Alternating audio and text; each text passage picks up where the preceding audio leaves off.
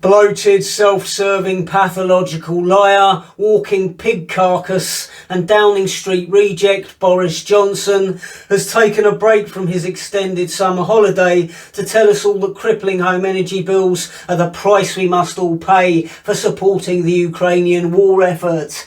Of course, the reality is that crippling home energy bills are the price we must pay for consecutive governments' total neglect of and failure to invest in and develop the UK energy sector and secure energy security for this country. The British Isles and its surrounding waters are a huge repository of coal, shale gas and oil, but our government has spent years being bullied by net zero eco-lobbyists into wasting huge amounts of taxpayers' money on unworkable green schemes, whilst we became ever more dependent on foreign imports to heat our homes.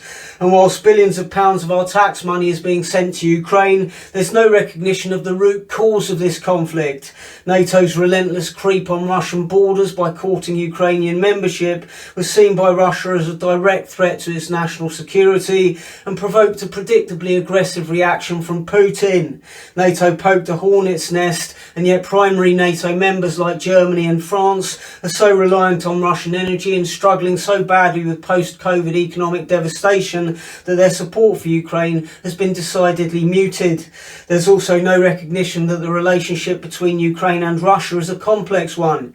Ukraine has only technically been an independent nation since 1991. Before that, it was part of the Soviet Union, and from 1991 until 2013, it was under the control of a succession of Russian puppet governments. Since then, Ukraine officials have sought increasingly closer integration with the West, with NATO and the EU.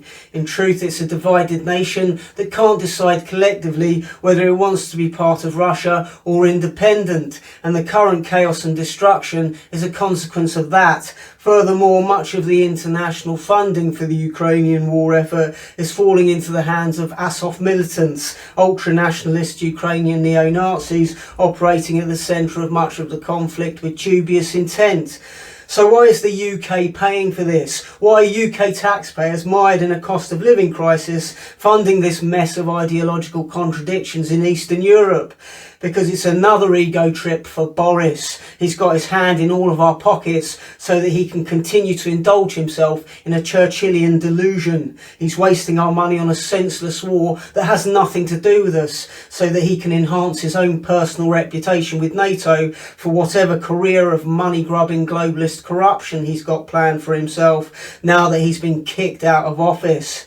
He's caused his country incalculable damage, and he continues to do so as two clueless lightweights desperately beg the public for his job so that they can drag us all further into hell. Please do support this channel through Patreon or PayPal by following the links below this video.